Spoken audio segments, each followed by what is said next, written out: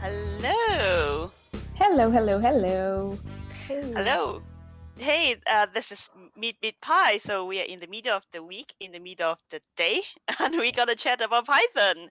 So by the way, first thing, like I've tried different things. So there's this BC link that is gonna be the link to the schedule of today. So like there's some topics that we gotta talk about, and this link will be showing like if you want to follow in your browser or whatever to see what what we are talking about. If you're interested, all the links are there, and of course it will be in the description and everything. So, and today we have a new faces. We have Sandrine with us. Yay! Welcome, So Sandrine. yeah, Thank she'll be you. our Thanks for having me. she'll be our guest like in the interview. So but like if you have seen our program before, for the viewers who have seen it before, that we would go through all this all this different news in the Python community, and of course Sandrine can add any comments if you have any. And then and then we can go into the interview, and so it's exciting. And I think I would just like do what we do all the time, that I would just share my screen so we can. I don't know how well the banner will work with the screen though, but let's try. I may take the banner down for a bit, but let me try to share that. And yeah, so yeah, it's kind of work. So, okay, I'll give the link there in case anybody want to follow. So this is a PyTest. So Lace, could you tell us a little bit about it? Yeah, so it's a PyTest. So I know you're the queen of the PyTests.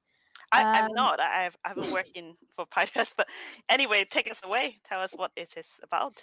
Perfect. So it's a big release. So it's PyTest 6.0. It's coming out. It's a big release, so there's like loads of new features. They are also revoking some backwards compatibility from old versions. Yeah, so there's like loads of details on that link over there, and yeah, that's it. Yep. So I don't know. Like, is it common to do testing in data science, Sandrine? Do you use that? A little bit. I started using it. I should use it more, but I started writing more functions and testing them, which makes your life easier, in fact, and allow you to really check that the function is doing everything you want it to do and not what it seems to be doing. So yeah.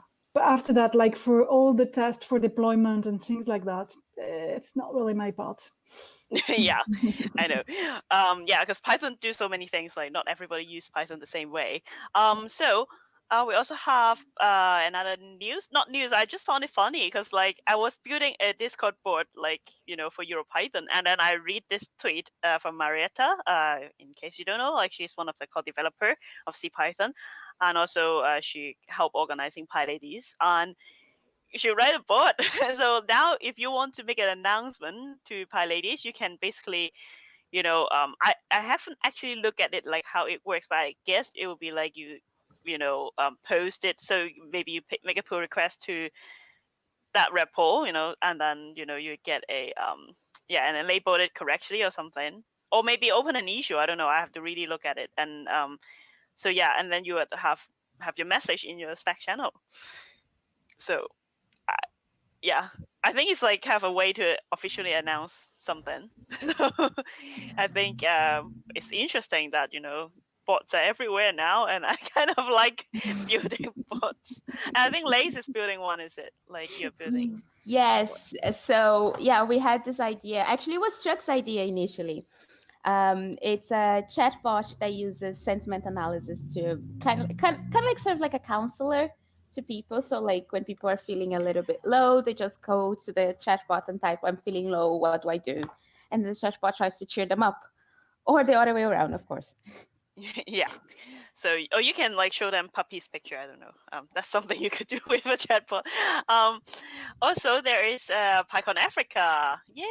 Yay! So, PyCon Africa is coming soon. So, Sandrine also like organize a workshop there. with you. So Yes, together. So we would be super busy. Actually, like I'll be super busy with EuroPython and then PyCon Africa. But what's going on here is that it's the tickets now. Like you can register a ticket now, and the good thing about PyCon Africa is that it's pay what you can. So you can, well, in theory, you can, have a ticket for free. But of course, if you can afford, you are always welcome to donate, pay whatever you think. Like, because I think there's this thing about like running a conference online globally that, people in different countries, they have different purchasing power. That's like, living in London is super expensive. Living in another city maybe is cheaper in another part of the world. So people money for people are like, we can't have a standard price for everybody around the world. So I think this is a very good model that people just pay whatever they think this conference they could is worth, or what they were happy to pay with. So yeah, I think all of us are involved in pajamas, so maybe we can think about this model. yep. Yeah, I was thinking about it. or we can just like have a free ticket and then people can donate whatever they want. I don't know. So we'll see how it goes when we announce pajamas. And what's the workshop about? The one that you guys are preparing for it? It's a beginner's data workshop. Oh, yeah. It's so we've given it. So like I don't know if it's the moment to talk about it or not, or if I can just. Okay, we talk more about during the interview then. No problem. Yeah, if it doesn't matter, it's very casual anyway, and we are announcing it very very soon. As long as we have the time to just put things on Twitter, then yeah. By the way, if you want to join the workshop, follow us and follow Sandrine. Her Twitter link I put it in the notes there. So yeah, you can follow her, and yeah. Okay, so EuroPython started next week, and if you haven't registered a ticket, this is your last chance, because we have a very, very sophisticated, not very sophisticated registration bot in EuroPython. So, so yeah, because it's not very sophisticated, so we recommend you to register early, assign yourself the ticket like correctly, and follow all these like process, so you can register with the bot. Otherwise, if someone needs to come and help you, it will take a few minutes, and it's not as smooth as if you follow all the procedures. So yeah, so do it now and avoid the accidents, the unwanted accident. And Sandrine, are you coming to EuroPython this year? Well, I'm not really, sure. because you have PyCon Africa as well, so super busy. Well, yeah, and I'm off on holiday at the end of next week. So the thing is, if I have things to do for work, so I can't really spend the full week at a conference and then be off 2 weeks. But I'll try to attend part of it at least. Yeah. So yeah, so enjoy. And also there's a merch shop. So Lace, do you want to show your jumper? So your jumper arrived. So I have a EuroPython jumper now. Usually their design is super cool.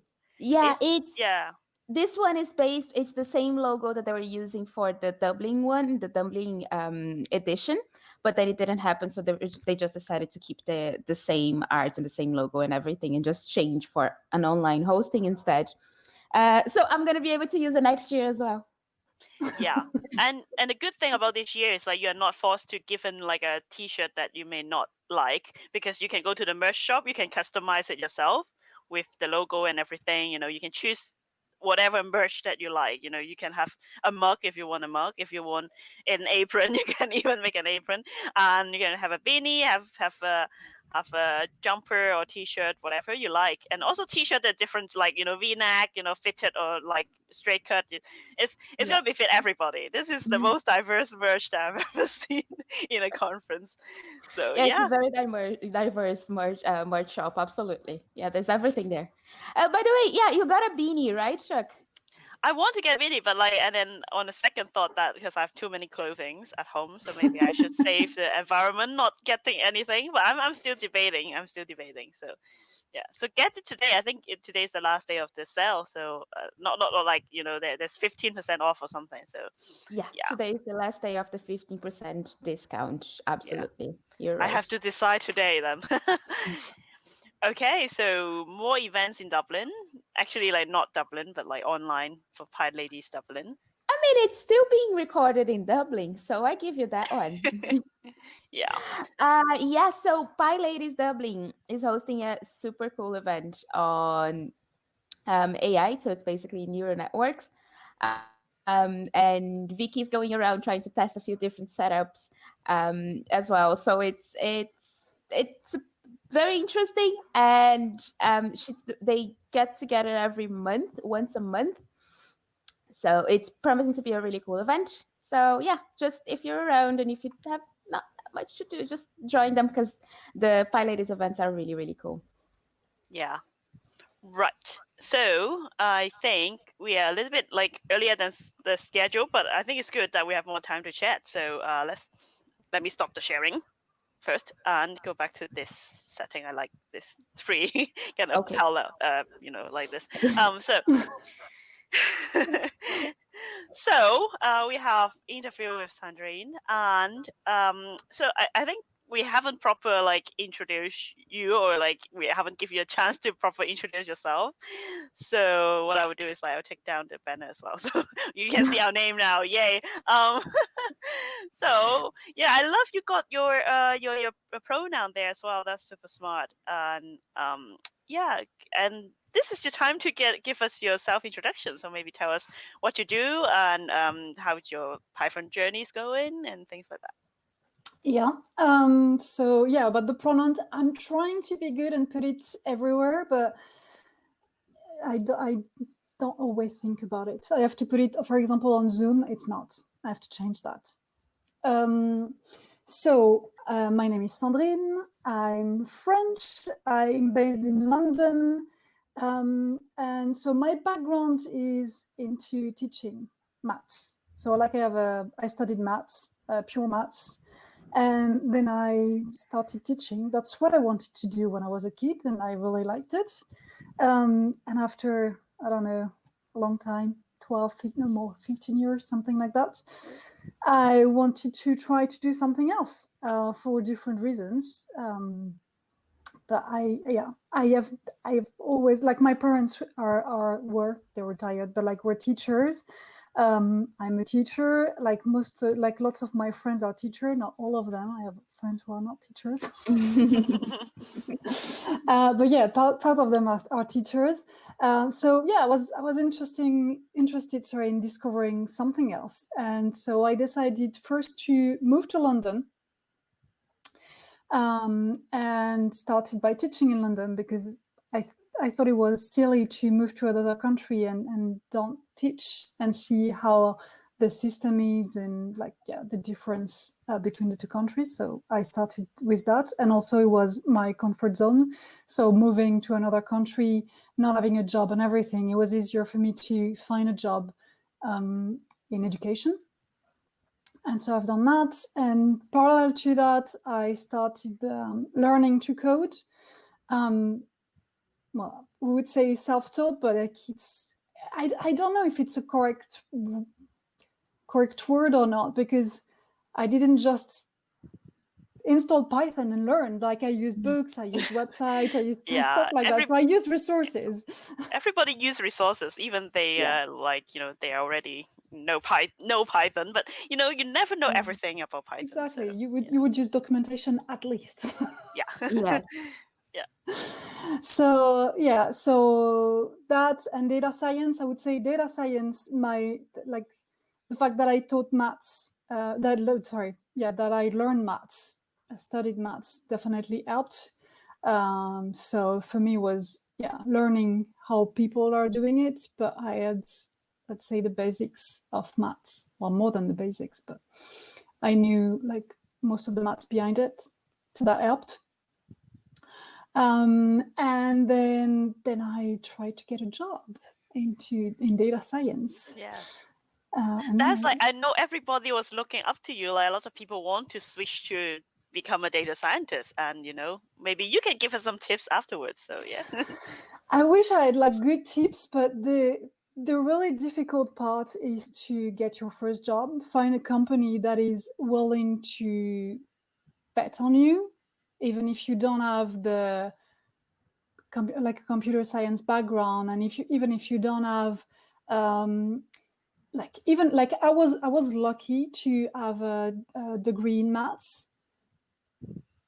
I would say lucky because lots of companies understand that and see that as valuable. But if you look at job ads, they're honestly, most of them are really bad.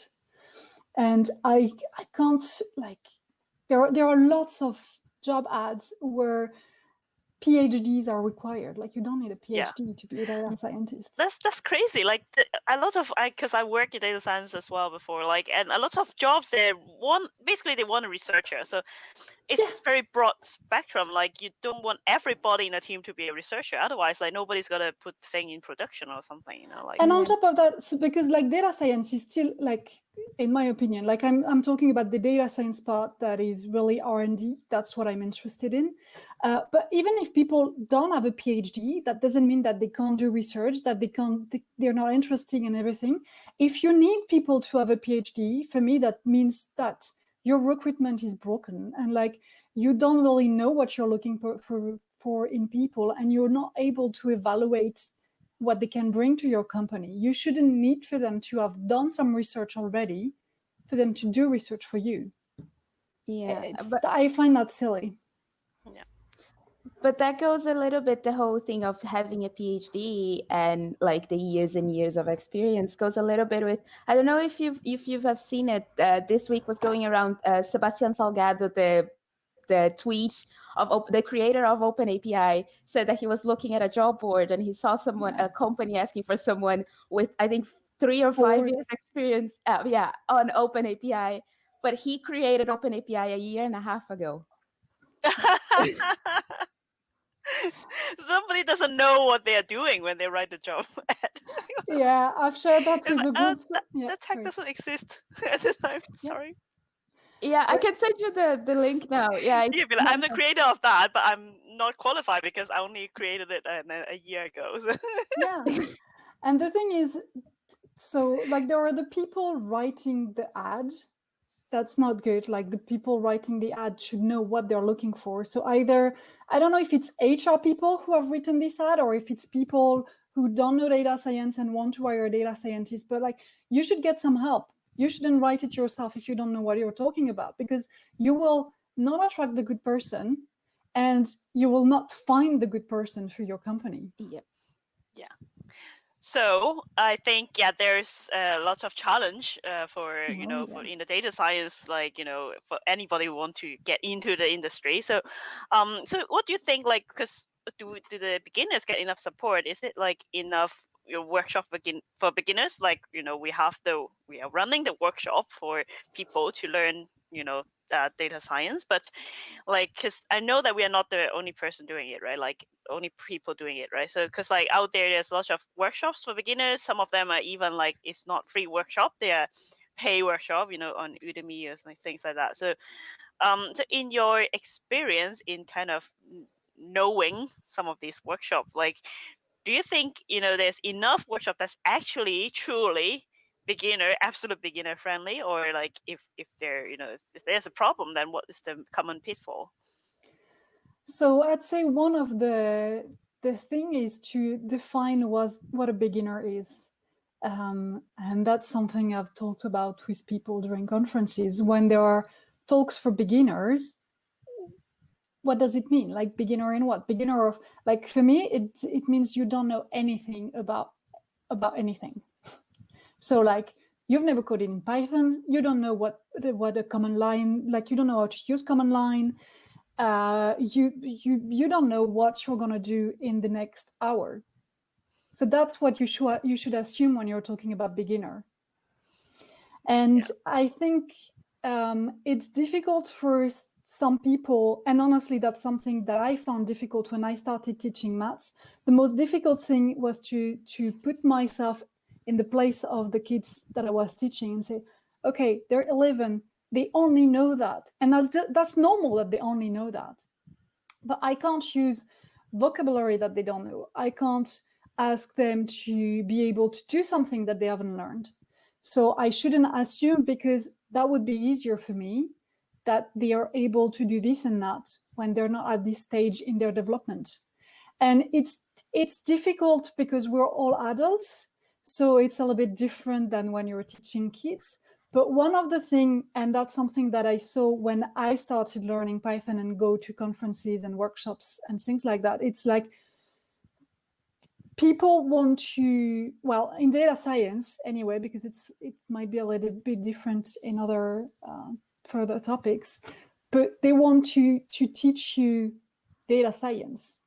They don't think about all the installation stuff. They don't think that lots of people who are moving to data science might have a Windows laptop and that things are not working always super smoothly with Windows laptop. I know it's improving, but like even when did I go? Like 3 years ago or something like that.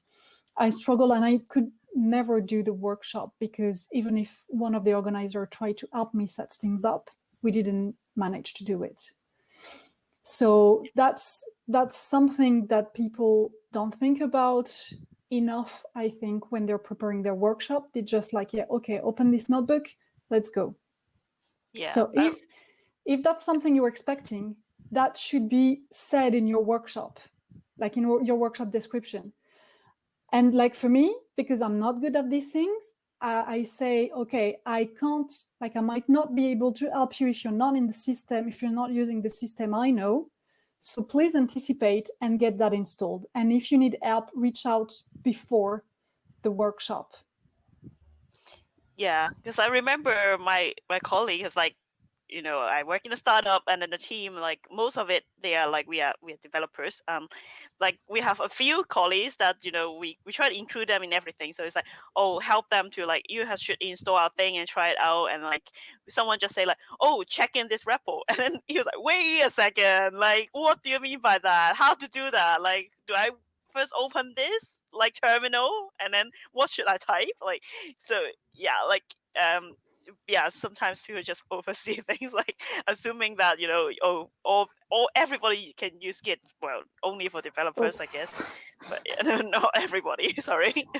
No, and terminal was super stressful for me at the beginning. I was scared to screw my laptop. Like I was afraid to do something wrong, and for me it was too much power. I was like, I don't want to have too much power and just screw my laptop completely. I don't want to do that. And when you're, well, for me anyway, when using something I have no idea how it's working, it's like I'm not comfortable at all doing it. And I'm not comfortable, like, when people tell you, oh, you just have to type that and it will work fine.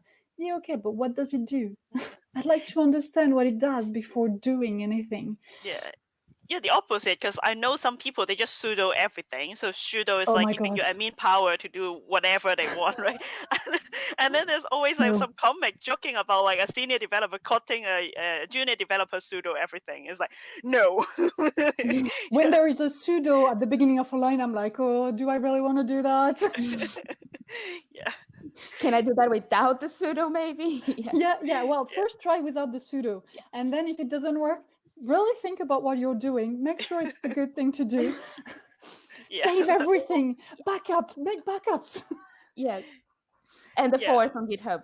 The git push force, it's another one. Oh yeah, the dash F. Everything with dash F, you have to double like think what you're doing. Yeah. Yeah. Okay. So that's yeah. Sorry. No, that's so that's one bit for me for the beginner's tutorial, and the other part is what I saw in lots of workshop. Like some stuff are called workshop, but they're not really, because you have a notebook and you just have to click and run the cell and it will run. And I don't think people really get lots of things out of these types of tutorial. Like if they're new to data science, you have to make them type and make them do like they will make mistakes. They will realize that something is not working as it should, and well, anyway, that's what I'm trying to do. Like and also you'll get people engaged and they will pay more attention that if you're just talking and just ask them to just press enter every 2 minutes or 5 minutes. Yeah, it's like interactive book that like you have a Jupyter notebook and shift enter. Yeah. It's like reading a book, but you can run some code by typing shift enter. So about, you know, the like whether things are welcoming, like whether we are like inclusive enough. So so I think like let's dive into the diversity and like, you know, and inclusiveness in kind of like maybe gender minority and things like that. So um do you think we got enough help for, because I like we'll talk about that later, that like we run the AI club for gender minority, so there's a lot of members in our group that they're well, I think it's safe to say that they're non-male. They're trying to become a data scientist, but they face a lot of challenge because, you know, well, like you said before, when they get a job, they feel the job ad is a bit like scary, and also they would found that maybe they have same problem as you, that they are not comfortable with like, you know, the terminal, and like afraid to do like, because I know that it's like, I don't want to say it this way, but like, because when you're a minority in the tech community, usually you feel that you don't have the confidence to try everything and, you know, and mess around. And so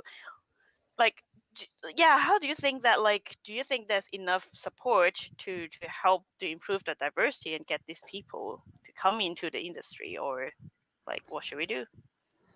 Well, that's a big question. I'm not sure I have the answer. But no, there is support, but what I see, so I'm a social animal. I'm happy. Well, I didn't suffer from lockdown, even if I did live on my own. So I'm happy with myself. I'm good company. But I also like to be with people. I have no problem going to conferences. Like the first conference I went to, PyCon UK. Well, it was PyCon UK as well. That's a super inclusive conference, but still didn't know anyone. And same for meetups. I go to meetups, to any meetups. It's not the case for everyone. Lots of people in our group are mostly, if not only, going to meetups which are super safe spaces. So they will go to our meetup, they will go to PyLadies, they will go to Women Who Code, they will go to meetups like that.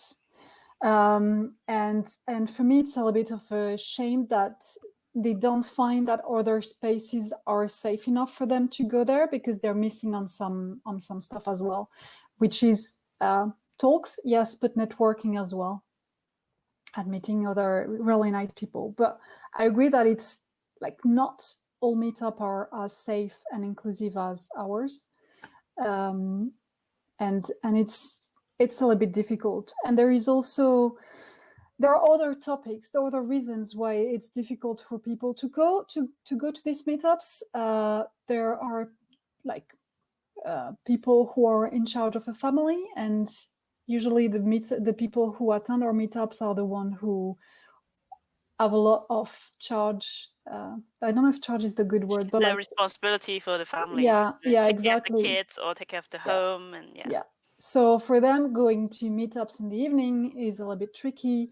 So yeah, it's more complicated than if it was over the weekend, maybe. Or yeah, that's a conversation I had with someone from Berlin, and I think it was one of the reasons why they put their conference. I think the conference was over the weekend. I don't remember. PyCon DE and PyData Berlin last year. Yeah. And they said that one of the reasons was for people in charge of children it would be easier for them to get organized and be able to attend the conference. When like it's difficult, you will never have everyone's happy, because for other people it's better if it's during the week, because then they can ask for their company to get time off and go to the conference. It's super tricky. You will never accommodate everyone. That's impossible. So it's about choices and who you want to help most, I guess. And I'd say a problem, like even if in super safe place like ours, some people won't come on their own. Yeah. We had people unless they know people there. Yeah. And I don't know how to reach out to the people who are not confident enough to go somewhere where there are only allies, like only friends and people super welcoming, super inclusive spaces like our meetup. It's difficult. Yeah. I don't know, because like now, like all the dynamic changes, because now like everything is online, most of the thing, and like that's why like I think that when we had that like pajamas idea, I think it's really good. Even that was before everything go online, but like at least people can, like, if they're scared to be there in the space, they could have, actually they could be an observer. They could just like watch it and then see how people interact, and then they would feel that, oh, maybe that's for me or maybe that's not for me. So so it kind of gives some opportunity for these people who doesn't dive like head on to an event or a community to join it in a more like at their own pace. So yeah. So in a way, that's what I was talking about yesterday. So like for PyData Global, I was saying that we could try to reach out to people who are first-time speakers. And first-time speaker is a tricky thing as well, because when you're a first-time speaker, you might have an imposter syndrome that is super strong, and taking the step to present something at a conference, a big conference, is super hard. Also knowing, like, for example, like most of the PyCon conference, even if they're trying to be more diverse, is still mainly white male. So you like, as a minority, any type of like underrepresented, if you're a part of any underrepresented group, it might be like you might not be super comfortable going there on the stage on your own, facing all these people and presenting something with your imposter syndrome. And the fact that it's online, and so PyData Global, for example, the talks are going to be registered in advance. So it should be easier for first-time speaker, and that's something we should advertise, and that's a good thing in a way for people to do their first presentation, that everything is going online. And on the attendees topic, if you remember, so like we've given our workshop already for PyCon US, and we had lots of different people from everywhere around the world. We wouldn't have reached out to these people if it has been in the US and in person. And also I remember one of the attendees was like, they had their kids with them, and they wouldn't have been able, like even if it had been next door to their place, with their kids, they wouldn't have been able to attend the workshop. And then they were like, okay, taking care of them, doing some work, then having a break and taking care of their kids and things like that. So yes, the fact that they are more stuff online is definitely helpful and helping to reach out to lots of people. Yeah, and I think like on a side note to that, like when I scroll through all the speaker list of PyCon Africa, that like it's very refreshing seeing like at least the first two speakers, they are, you know, they're Africans, like, you know, they're not like white male, so it's very refreshing. Yeah. And yeah, nice. Yeah, I was gonna ask Sandrine, what's her take? Because remember we were talking a few weeks ago with Danny about conferences having this crash, like these spaces, so people could come and bring their kids and leave their kids there, knowing that their kids are going to be safe, and then going to the conference and doing what they have to do, and then coming back and picking their kids. Yeah, I was going to ask you, what's your take on that? Do you think that's a good suggestion? Do you think that there are things that could be done that would be better than that suggestion? No, I think that's a good suggestion. After that, like it's also about people getting used to having these things at conferences. The first year you have it, I imagine that not lots of people are going to use it because they were not planning to. And then you will have more and more people using it. And as long as it allows some people that wouldn't have attended to be there, it's a good thing that this exists. But for me, like I'm super biased. The first conference I went to is PyCon UK. It's the most inclusive and welcoming conference you can imagine. It's on my list. It's on my list. Wow. Yeah. So like after that, I was like, yeah, if it's all like that, that's super. That's great. And so after that, I went to other conferences that are super cool, but not as inclusive. Okay. They're thinking really about everything, like kids. You have a quiet room. So like first year, I used the quiet room because when you're new to coding, new to conferences and everything, even if people are super nice, it can be overwhelming. And having a place where you know you can just relax, not having all the noise, it's really good. Yeah, you need a break from all this socializing. Like even like I know that we are both very sociable, but like still we found it tired. You know, when the conference finished after like a few pints of beer after like going to the after party, and then we'll be like, I have to go back to my room, Yeah. sleep. Yeah. Yeah.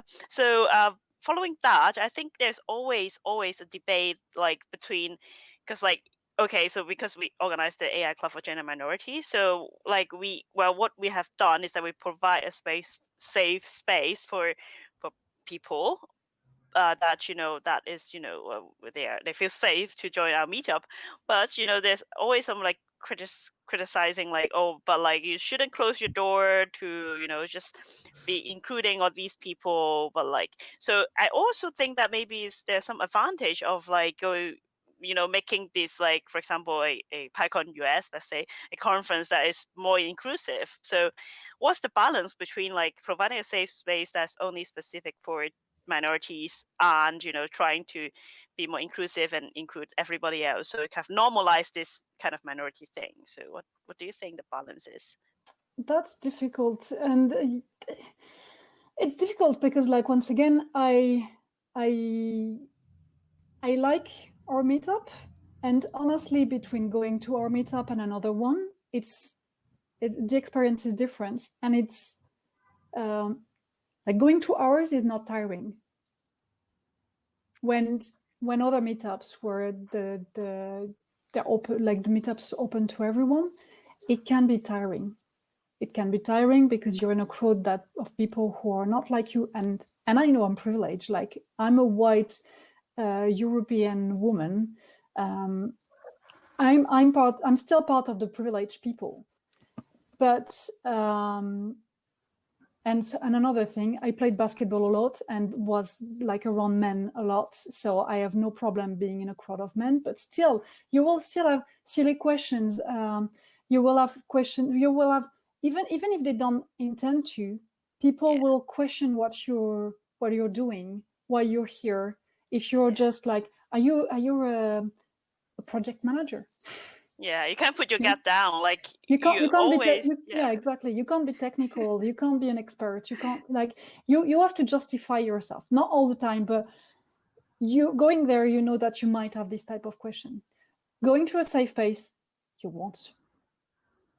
Yeah, you don't have to always put on your armor and be like, if someone I feel like even though like it's kind of not my intention, I would always be like try to have, like, I don't know whether like how to put it. It's like have an aura of like, I am part of you. I'm also a developer. I also code. I know things about Python. Like you have to put on that aura to blend in, to feel that people won't judge you the wrong way.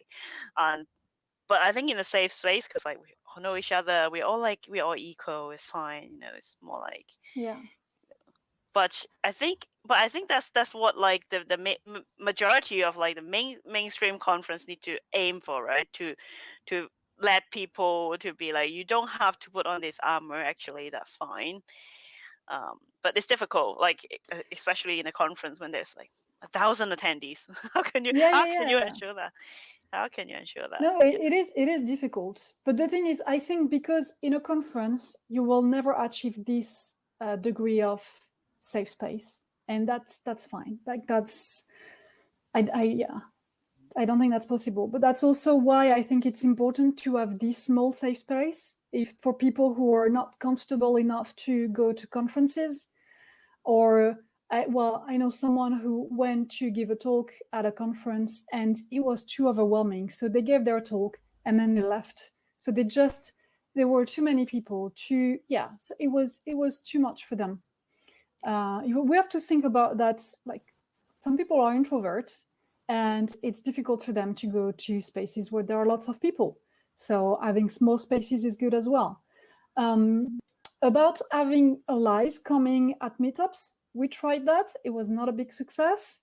And I know that PyLadies was as well. I don't know if they still are, but they were accepting a percentage of non-women in their meetup. It's good as well, and that's something I would be comfortable with. But I know that not everyone would be, and once again, like in this type of meetups, what's important is for the targeted audience, let's say, to be happy, not the other people who want in. Yeah, because there are Because so that's many events in the world. Like, Yeah. you know, if you are just like trying to aim for to make this group of people happy, then other people, if they like, they could go somewhere else. I mean, like, we try to be welcoming, but Yeah. but if it's there's purpose in mind, then we have to maybe balance things out like that way. Also, I would And like to add I think another thing, Mhm. like we decide. It's our meetup. We decide how we want to run it. Look, the people who are complaining, and it's not only about our meetup. I've heard that for more mainstream meetups. If you're unhappy, if you think that it should be open to more people, if you think that it should be run in another way, just do it yourself. It takes time. We're volunteering. We're taking our personal time to do that. So we do it the way we want. Yeah, I think also I would like to say that it's not the first time I say it, but like PyCon UK is doing a good job in kind of like managing a big conference, but also make people feel comfortable. Because like I would say there is a very very amazing scene that I see that in PyCon UK. There are people who sometimes you feel like if you go to a conference, everybody dress up like they should in an office, right? Sometimes it's more like a business conference and you feel that I'm not very comfortable here. I feel like I've been spending the weekend in a conference still working because, everybody looks like they are in the office. But in PyCon UK, it doesn't. It looks like, it feels like a festival, and you will see people who dress like more like having their character, Yeah. I don't want to comment on anybody. Like, you should be able to dress whatever you like, but you can see people are very comfortable, like, just being themselves too, and also they'll be like, you feel that because PyCon UK has been like, I don't think it happened like just just in a day. It happens throughout the times that they created this and atmosphere that people keep coming back every year, and then you can see this group of people, they already make friends that they feel comfortable with. So within the conference, there's also this like kind of group of minority people that they kind of go there together, or I don't know whether they meet there, or it's just like it's amazing that it's kind of like a community within a community, and it should be like that. We should be like, having all these kind of different people. Like, you can have your own community within the community, but it's just like, but everybody just kind of coexist peacefully. That's amazing. But Daniele has done a really good job. Like, Daniele is lovely. Like, I would say PyCon UK, it's to his image. He's super welcoming, super nice. It's super easy to speak with him. He's lovely.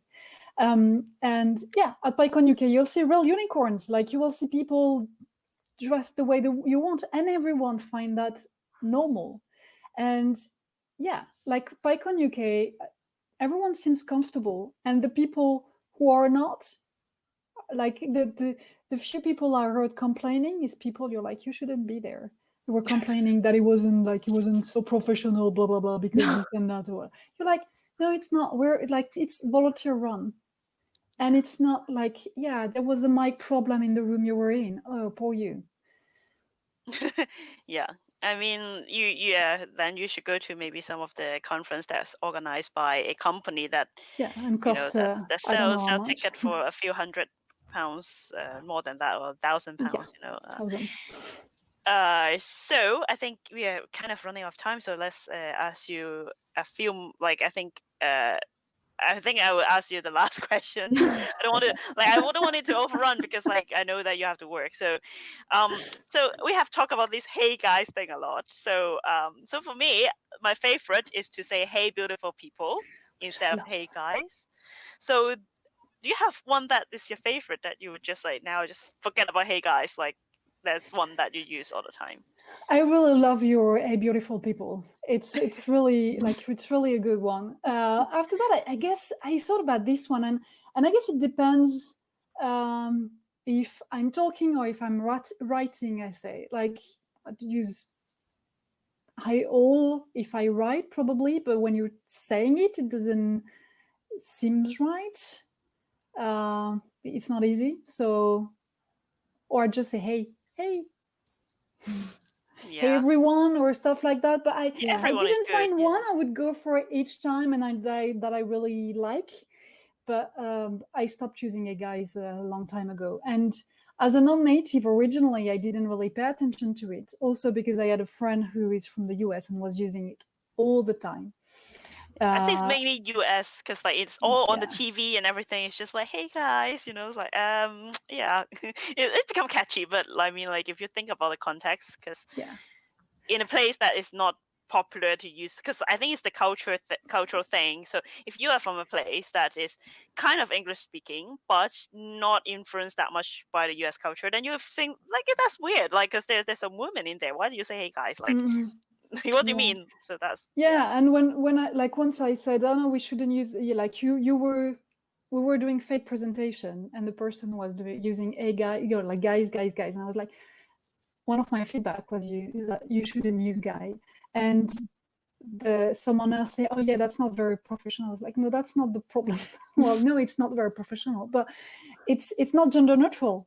And someone else said, yeah, it is. I was like, no, it's not. You can do sentences where a sentence where you would use woman or girl replaces with guy, you wouldn't feel comfortable saying it. So no, it's not.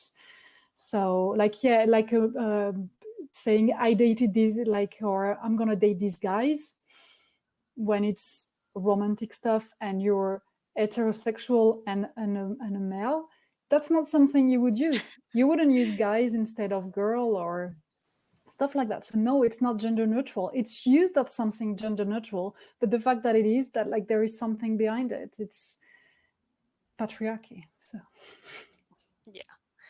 I just found that it's boring using guys like when there are so many words that you could choose. yeah. But I Yeah. didn't find my go-to word. I will one day. But yeah. Right. So, anything you want to ask, Lace? Like I think you have a lot, but like due to time limit, I think you can have one question, and you can ask Sandrine afterwards on Twitter or whatever. Yeah.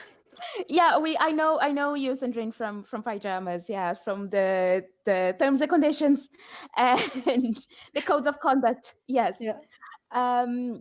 Let's see. I was always very fascinated about how does the math actually helped you on your data scientist career, but then we covered that earlier on. Let's see. No, I think it's specific questions. Actually, no, yes. So you're talking about people that don't actually find it okay for the to complain. I mean, people that don't actually that decide not to comply with the code of conduct of certain meetups, and that they're welcome to start their own. If you're gonna give advice for people to start their own meetup right now, diversity based or minority based or not, what would you say to them? Good question. I don't know, because like right now, I'd say the difficulty when you're building a meetup, and like for me, building a meetup, it's also building a community. Could be a sub-community of the Python community or an intersection or whatever, but it's building a community. If you don't know anyone, it's difficult. So like it's really, if you don't know anyone, just don't expect your meetup to be super big directly. So that's the thing. Take the time and just start something you're happy with. It's something like you should believe in it and think that it's the right thing to do. And I'd say also find a good person to do it with. Having a good group of co-organizers is really important. First, it's good not to do something on your own, because then you will have feedbacks about the thing you're willing to do and things like that, which is important because it's sometimes difficult to see yourself and your own bias, because we're all biased. Mm-hmm. And you will have other ideas and you will exchange, and you won't have all the burden on yourself, because like sometimes you have time, some other part of the year you will be busy with like work, family stuff, whatever, or you'll be on holiday. So it's good to have different people and also different skill sets. So like in the new thing that we started with Cherry and another friend, John and Astrid, we're four, we're all bringing something different, and it's very good. Like yesterday when we were assigning the tasks, we all get to do the thing that we would be the most efficient with. And if I had to do Cherry's task or John tasks, it would take me way longer than my task did. So finding a good, solid group of people you want to start your meetup with is really important. The collaboration. That's what Chuck and me are here. Exactly. Yeah. That's what I think is good to work with people. I always like people ask me like, how could you do so many things? It's like, I don't do it on my own. I do it with people. I always have someone to share the burden. So that's great. I'm glad that I have so many good friends like Sandrine, like Lace. You all help me out a lot. So yeah. Yeah, I'm happy to work with you both as well. You do as well. So yeah, we have a few more minutes. So let's close our program with, like usual, our PyPI. So learn some, like, not learning, but like, know something new, like in the Python, an open source world. So let me share my screen again. So, and Marshmallow. So yes, so it's a library to convert complex data types into Python, native Python data types. So let's say you have, let's say a JSON that you want to convert it to a dictionary, a Python dictionary. You can use Marshmallow to do that. And the coolest thing about Marshmallow is, I was looking at, I started my programming. I really started learning programming with Java. So it's basically everything was object-oriented, like deeply rooted and object-oriented. So I'm still trying to learn how to do Python without object orientation.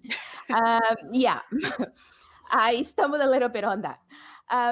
So I was looking today at ways of like converting data types that would be a little bit better, or ways of simply using the way of thinking of Java object oriented into Python.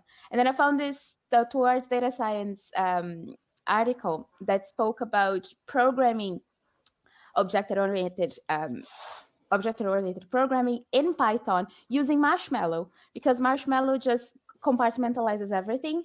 So you have like the idea of classes and superclasses and subclasses just gets very well delineated, because that's what the library does. yeah. And data types. Yeah, I love this section because, like, every time Lace just introduced these, like, to me, like, some library that I think is super useful in my work. Because I really think about something I could do with this. Like, I have to look deeper, but yeah, it's super useful. Thank you so much. No worries at all. I was thinking, because my flatmate has a few tables of Excel, and I don't know pandas. So You should come to our data workshop. Yes.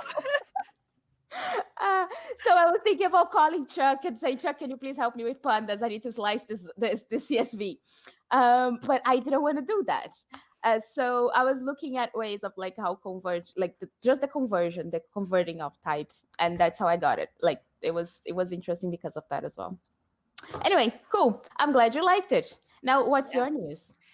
Mine is, I think Lace already seen this. This is affecting tweets, because when we are looking into the board, and we was looking at a research paper that basically is, instead of just like positive, negative, sentiment analysis, is kind of break down all these tweets into different emotions. So this is not in English. I haven't looked deeper into what language this is.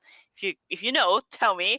But you can see that there's like 5 emotion here, and then it's basically joy, anger, sadness, and fear. And one is just kind of like, in variance or something like that. So so so the research paper, that one is built with PyTorch. I do believe that one is super cool and super sophisticated, but the problem is that it's a research paper, so it's not really like easy to put it into production. But this one is actually, they have a web app, so they have a front end, so it's like kind of, it's in production, is is usable, so it's already trained as well. So as you can see that in resources, they have some trained data here, saved model. So yeah, so you don't have to train it, you can just basically deploy the model. And if you, like, for example, what I was thinking before is that we could replace this front end with our chatbot. then what you can do is that you would have, you can detect the user's emotions when they send a message. But we'll see how it goes, because like Lace is developing it, and if we decided to use this, yeah, we'll use, but maybe not. We'll see. And Lace is a very slow developer, very, very slow developer. And I think that's it for now. And anything else that you kind of forget that you want to kind of say it or edit? And do you want to share with us your favorite library, your favorite Python library? Favorite? I don't know. I think a favorite is pandas. It must be pandas. Well, the one I use the most, yeah, it's definitely pandas. Okay, so the funnest one then, the one that you have the most fun using it. I don't know. Yeah. I don't know. Like, it's a really good question. I don't know. Well, once again, most of my work is with pandas. Like, yeah, I use scikit-learn. Sometimes I write some stuff myself. It depends of the need. But yeah, no, I don't use really lots of fancy stuff. I've used Fuzzy Wuzzy or stuff like that to do main matching. Woo, like everyone. Fuzzy Wuzzy is good. Kind of like it's it's good, simple and it does the job. Okay. Yeah. So I think we should all go back to work. And thank you very much for joining us. Like, thank you to the viewer as well, who has been, because if you look at the chat there, we have like quite a lot of people joining and say hi. I'm so glad. And yeah, I think that's it. And thank you so much, Sandrine, for joining us. And I know that we are all very busy for the PyCon Africa workshop, but it's good to have a chat. And yeah, that's with like as we said, like we were doing that pyjamas. Both of us are organizing like in the PyData global organization committee, plus like lots of things. But that's good. That's busy ladies, very good. Yeah, and with lots of nice people, so that's super cool. Yeah. Well, thanks for having me. It was really nice, and I hope I didn't talk too much. No, that's great. I mean, that's amazing. Yeah. Well, thank you for joining us again, and it was a pleasure to finally meet you in person. Well, yeah, one day we'll meet in like really real life. Yeah, next year EuroPython is in Dublin, so maybe we'll meet there. Yay! And PyCon UK, we'll meet at PyCon UK. Oh yeah, come to PyCon UK. Yeah, we'll do. Okay, so see you all. Bye. Bye bye.